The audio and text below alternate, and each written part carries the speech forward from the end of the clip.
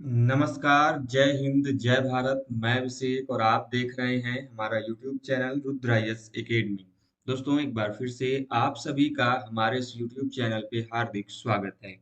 दोस्तों, आज के इस सेशन में, आज के इस वीडियो में दोस्तों बहुत ही कम समय में जो आर्कियोलॉजी से संबंधित कुछ महत्वपूर्ण फैक्ट्स हैं, उनके बारे में दोस्तों हम चर्चा करेंगे। दोस्तों, ये ऐसे प्रश्न हैं जो कि आपके एग्जाम में लगातार पूछे जाते हैं दोस्तों, और उन्हीं प्रश्नों की चर्चा आज के इस वीडियो में दोस्तों हम करने वाले हैं।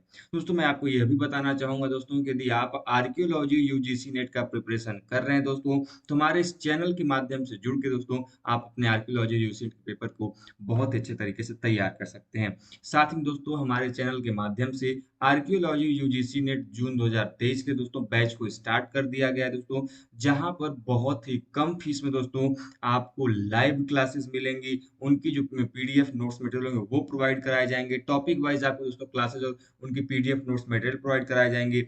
मॉक टेस्ट पेपर्स होंगे आपके समय समय पर। मॉडल पेपर्स आपको दिए जाएंगे बना के, जिनसे कि आपकी जो तैयारी है उसमें जो आपका जो तैयारी है वो लगातार बना रहे और आप चीज़ों को अच्छे से समझ पाएंगे। साथ में दोस्तों जो भी चीज़ें डिस्कस करेंगे हम लोग उनको माइंड मैप की सहायता से समझने और जानने का भी प्रयास करेंगे। दोस्तों, यदि आप भी इस बैच को ज्वाइन करना चाहते हैं दोस्तों, तो बहुत ही कम फीस में और आप बहुत ही अच्छे तरीके से चीज़ों को जान एवं समझ सकते हैं। दोस्तों, यदि आप भी ज्वाइन करना चाहते हैं तो चैनल का दिया गया नंबर है, उसके माध्यम से दोस्तों आप इन चीज़ों को समझ सकते हैं।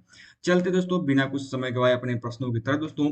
जैसा कि दोस्तों यहाँ पर दिया गया है कि पुरातात्विक उत्खननों में वैज्ञानिक विधियों को लाने का श्रेय मार्टिमर व्हीलर को जाता है। अब एक चीज समझिएगा दोस्तों, मार्टिमर व्हीलर यह वह व्यक्ति है दोस्तों जिनके द्वारा जो उत्खनन की पद्धति है उसमें पहली बार साइंटिफिक मेथड्स को अप्लाई किया गया।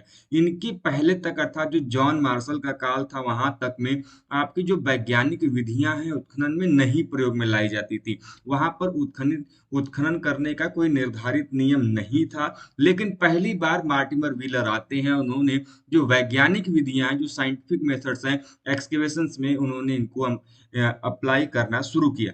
अब इम्पोर्टेंट ये हो जाता है कि इनमें जो सबसे ज्यादा इम्पोर्टेंट चीज ये है कि इन्होंने जो वैज्ञानिक उत्खनन इन्होंने किया तो उसमें सबसे ज्यादा महत्वपूर्ण कार्य किया, इन्होंने स्ट्रेटिफिकेशन को लेके किया, अर्थात स्तर विन्यास को लेके किया। हालांकि दोस्तों ये जो स्तर विन्यास यहाँ पर लिखा हुआ है जिसको हम लोग स्ट्रेटिफिकेशन कहे दोस्तों, यह आर्कियोलॉजी का भाग नहीं था पहले, यह जियोलॉजी का भाग है। आपके एग्जाम में पूछा भी जाता है प्रश्न कि भाई जो स्तर विन्यास है या फिर जो स्ट्रेटिफिकेशन है यह मुख्यतः किस विषय का अंग है। तो ध्यान रखिएगा, ये जियोलॉजी जिसको लोग भूगर्भ या भूतत्व विज्ञान कहते हैं, ये उसका आपका विषय है, ये उसके अध्ययन में प्रयोग में लाया जाता है। लेकिन पुरातत्वविदों ने देखा कि यह हमारे अध्ययन में भी काफी सहायक है, तो इसके उन्होंने क्या किया कि इसको भारत में या फिर आर्कियोलॉजी में भी इम्प्लीमेंट कर दिया।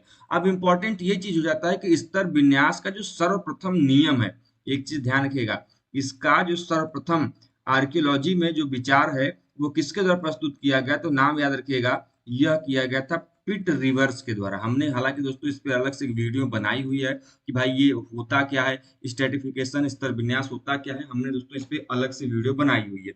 आप चैनल के होम पेज पे जाइए, वीडियो के सेक्शन में जाइए, आपको वहां पर ये वीडियो मिल जाएगी कि स्तर विन्यास क्या है, कैसे सब कुछ है। तो विश्व के संदर्भ में सबसे पहली बार जो स्ट्रेटिफिकेशन का कॉन्सेप्ट आर्कियोलॉजी के प्रोस्पेक्टिव से लेके आया था तो वह व्यक्ति थे आपके दोस्तों पिट रिवर्स। लेकिन प्रश्न यह भी पूछा जाता है कि भारत के संदर्भ में जो सबसे पहली बार इस विचारधारा को उत्खनन में लेके आए दोस्तों, तो वह थे आपके यही सर मार्टिमर व्हीलर। अब ध्यान रखिए दोस्तों, इन्होंने न केवल स्तर विन्यास का कॉन्सेप्ट उत्खननों में लेके आया, बल्कि दोस्तों इन्होंने भारतीय पुरातात्विक उत्खननों में इन्होंने प्रथम वैज्ञानिक पुरातात्विक उत्खनन भी इन्हीं के द्वारा किया गया था। फर्स्ट साइंटिफिक एक्सकेवेशन भी इन्हीं के द्वारा किया गया था। साथ में दोस्तों वैज्ञानिक उत्खननों में जो 3D मेजरमेंटिंग होती है, जिसको हम लोग त्रिविमीय नाप जोख पद्धति कहते हैं, इसका भी इन्होंने इस उत्खनन में सबसे पहली बार पालन करने वाले यही व्यक्ति थे। अब आपके एग्जाम में दोस्तों एक प्रश्न पूछा जाता है, प्रश्न ये बनता है कि ये बताइए भाई साहब, जब तक स्तर विन्यास नहीं था, स्ट्रेटिफिकेशन का कॉन्सेप्ट नहीं था, तो इस स्ट्रेटिफिकेशन के कॉन्सेप्ट के पहले किस प्रकार से हम लोग जो किसी उत्खनन के पुरास्थल है तो उसका लेयर कैसे निर्धारित करते थे, उनके स्तरों को कैसे बताते थे कि नहीं ये ऐसे संबंधित है या इस काल से। तो वहां पर जो समुद्र का जलस्तर होता था उसके आधार पर निर्धारित किया जाता था, और वो निर्धारित किया था आपके जॉन मार्शल ने। जॉन मार्शल के जो उत्खनन का आधार था वो क्या था, समुद्र तल की ऊंचाई। ठीक है, तो इस चीज को भी आप लोग ध्यान रखिएगा, जो कि आपकी एग्जाम में बड़ा महत्वपूर्ण रूप से पूछा जाता है। इसके अलावा दूसरा जो पॉइंट दिया है कि ए ई डगलस ने सर्वप्रथम जो वृक्ष वलय तिथि प्रणाली है, जिसको हम लोग डेंड्रोक्रोनोलॉजी कहते हैं या फिर ट्री रिंग काउंटिंग कहते हैं, उसकी प्रणाली को इनके द्वारा विकसित किया गया था। अब आपको दोस्तों हमने हालांकि अभी वीडियो नहीं बनाई है, लेकिन मैं जल्द ही उस पर काम हो चुका है और वीडियो में बनाने वाला हूँ कि भैया जो भी आर्कियोलॉजी में डेटिंग मेथड्स होती हैं, आप सभी जानते हैं कि आर्कियोलॉजी में दो प्रकार की डेटिंग मेथड्स है, एक रिलेटिव डेटिंग मेथड्स और दूसरा ऑब्सोल्यूट डेटिंग मेथड, जिसको हम लोग सापेक्ष तिथि विधि और दूसरा निरपेक्ष तिथि विधि के नाम से जानते हैं। तो उसमें कई सारे डेटिंग मेथड्स के नाम दिए गए, जिसमें आपका C14 डेटिंग मेथड्स है, डेंड्रोक्रोनोलॉजी है, कोलोनोलॉजी है, आपका फ्लोरीन टेस्ट मेथड है, थर्मोलिमेंसिस मेथड है, पोटेशियम आर्गन मेथड है। तो कई सारे मेथड्स के नाम दिए गए हैं। उन्हीं में से एक मेथड है आपका वृक्ष वलय तिथि विधि, अर्थात ट्री रिंग काउंटिंग या फिर डेंड्रोक्रोनोलॉजी।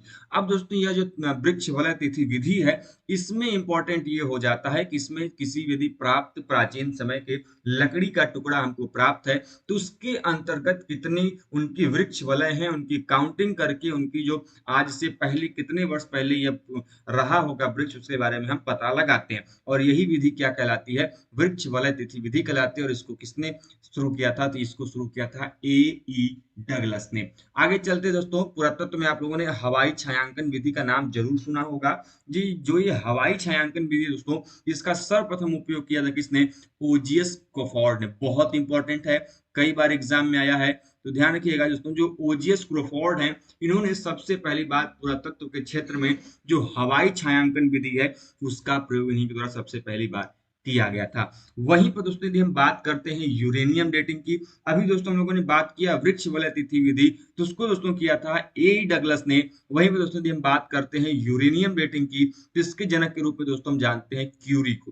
दोस्तों क्यूरी परिवार को आप लोगों ने जाना ही होगा, Pierre Curie and madam Curie, जो कि दोस्तों आपके नोबेल प्राइज विजेता भी रहे हैं। और इन्हीं के द्वारा दोस्तों जो यूरेनियम डेटिंग है, इसकी शुरुआत की गई थी। जबकि दोस्तों जो कार्बन डेटिंग है, हम लोगों ने कार्बन डेटिंग का नाम बहुत सुना होगा कि जिस भी पदार्थ में कार्बन की मात्रा मौजूद होती है, उसकी कार्बन डेटिंग की जाती है। और दोस्तों ये आधारित होती है आपके C14 डेटिंग पर। और दोस्तों जो C14 डेटिंग है या फिर कार्बन डेटिंग है, इसके जनक के रूप में दोस्तों जाने जाते हैं, वह है दोस्तों आपके नोबेल पुरस्कार विजेता एफ विलियर्ड लिबी। ये दोस्तों एफ विलियर्ड लिबी दोस्तों, इसको 1949 में 1949 में दोस्तों इस विधि का आविष्कार किया था। अब कहीं पर ध्यान रखिएगा 1949 नहीं दिया होता है, ऑप्शन में 1949 नहीं ही होगा, तो वहां पर आप लगाएंगे 1952। ठीक है, तो वहां पे आंसर 1952 आंसर सही होता है। लेकिन आपको जो मुख्य आंसर रहेगा वो होगा 1949 में एफ बिलियर्ड लिब्बी ने सबसे पहली बार जो कार्बन डेटिंग विधि है, उसका आविष्कार किया था। इस चीज को भी आप लोग जरूर ध्यान में रखिएगा। इसके अलावा दोस्तों SR राव का नाम आप लोगों ने जरूर सुना होगा। इन्होंने काफी महत्वपूर्ण पुरास्थलों का उत्खनन किया, और इसके पास इनका जो सबसे बढ़िया कार्य दोस्तों, वह है आपके हड़प्पा के पुरास्थल, जिसका नाम है लोथल। लोथल के ऊपर दोस्तों इन्होंने एक्सकेवेशन किया और इस पर बहुत ही गहन अध्ययन किया दोस्तों। और इनको SR राव को दोस्तों भारत में जलीय पुरातत्व के अग्रणी व्यक्ति के रूप में जाना जाता है। और यही कारण है दोस्तों कि जो SR राव यहाँ पर आपको नाम दिखाई दे रहा है, इनको father of Indian marine archaeology के नाम से जानते हैं। अर्थात दोस्तों इनको भारत के समुद्रीय पुरातत्व के जनक के रूप में हम जानते हैं। ठीक है, इनका कार्य किस क्षेत्र पे रहा है दोस्तों? तो इनका कार्य द्वारिका के क्षेत्र पे रहा है। इनका कार्य आपके गुजरात का जो क्षेत्र है, जिसपे आपके लोथल का इलाका है, उस पर काफी बढ़िया कार्य रहा है। इनके अलावा दोस्तों जो जलित पुरातत्व में इनका कार्य है दोस्तों, तो इनके अलावा दोस्तों एस कठिरोली जो है दोस्तों, इनका भी वाटर आर्कियोलॉजी पे काफी अच्छा कार्य रहा है दोस्तों। इन्होंने काफी अच्छा वहां पर अपना अध्ययन किया और उसके बारे में जो जानकारियां हैं दोस्तों दी हैं। तो दो लोगों के नाम दोस्तों आप वाटर आर्कियोलॉजी या फिर मरीन आर्कियोलॉजी जरूर ध्यान रखें।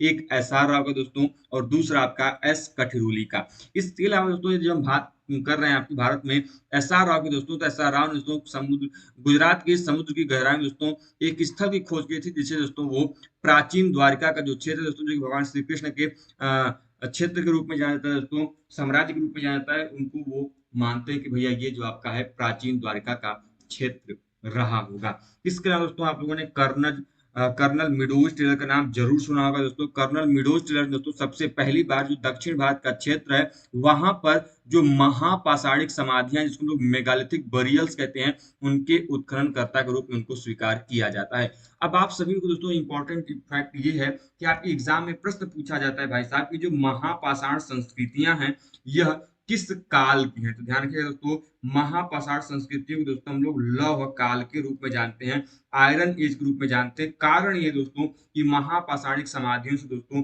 हमको लोहे के बने हुए उपकरणों के प्रमाण काफी ज्यादा मात्रा में मिले हुए हैं।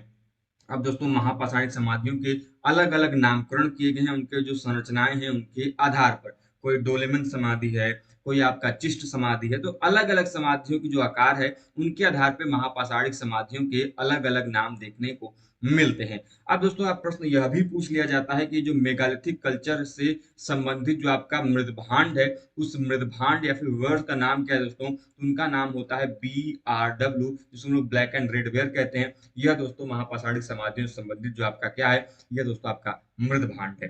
दोस्तों इस प्रकार से हमने आज के इस वीडियो के माध्यम से कुछ महत्वपूर्ण छोटे से वीडियो में दोस्तों, लेकिन कुछ महत्वपूर्ण आर्कियोलॉजी के दोस्तों आपके फैक्ट्स थे उनको जानने और समझने का प्रयास किया। दोस्तों हम ऐसे ही छोटे से छोटे वीडियोस के माध्यम से हम आपको लगातार दोस्तों आर्कियोलॉजी यूनिट से संबंधित जो भी क्वेश्चंस हैं, जो भी आपके इंपॉर्टेंट फैक्ट्स हैं, उनको बताने और समझाने का प्रयास करते हैं। और ये दोस्तों आप हमारे पेड बैच को ज्वाइन करते हैं दोस्तों, तो आपको एक तरफ से दोस्तों एक पॉइंट से लेके अंतिम पॉइंट तक जो आपका सिलेबस के हिसाब से एक एक क्लासेस दोस्तों आपको अच्छे से मिलेंगी और दोस्तों आपकी जो तैयारी है वो नंबर 1 की हो जाएगी। और उसमें मेरा दावा है यदि आपने अच्छे से तैयारी कर लिया दोस्तों तो आपका एक भी प्रश्न बाहर से छूटने नहीं पाएगा। खैर फिलहाल दोस्तों अभी फिलहाल आज के लिए बस इतना ही। यदि आप दोस्तों बैच को ज्वाइन करना चाहते हैं दोस्तों, जो चैनल का दिया गया नंबर पे कॉल या मैसेज करें, और वीडियो पसंद आए दोस्तों तो वीडियो को लाइक करें, साथ ही दोस्तों अपने चैनल को दोस्तों जरूर शेयर करें दोस्तों कि आपको आने वाले वीडियोस की इंफॉर्मेशन आपको लगातार मिलती रहे। मिलते हैं दोस्तों इसी प्रकार के इंफॉर्मेशन और अपडेट के साथ नेक्स्ट वीडियो में। तब तक के दोस्तों स्वस्थ रहें, मस्त रहें। जय हिंद, जय भारत, हर हर महादेव।